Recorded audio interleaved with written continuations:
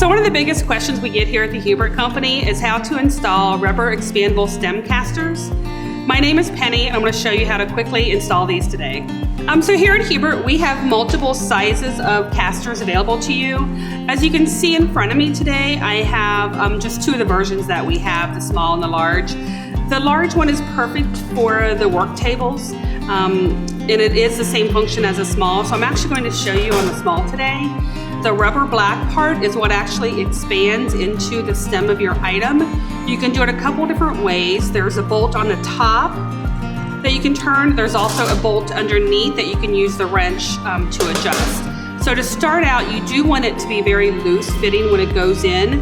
So basically what I have here is a pole from a shelving unit. So when you put this in, you can see if it's not tight, then it will fall right out. There's a couple different ways you can tighten it. The bottom of the housing here, you can tighten it that way, or you can take a wrench and put it inside of the nut and you can tighten it that way. Either one is effective. The key is just to make sure that it's tight inside of it. The other thing that I really love about the rubber expandable casters, and you might not realize this, so even though this is a round stem, you can see here I have a square leg that it goes in, so that's perfect. So when you put it in, this one's a little bit tighter to begin with, but once you put it in, all you do again is you tighten down the housing or take your wrench and tighten it down.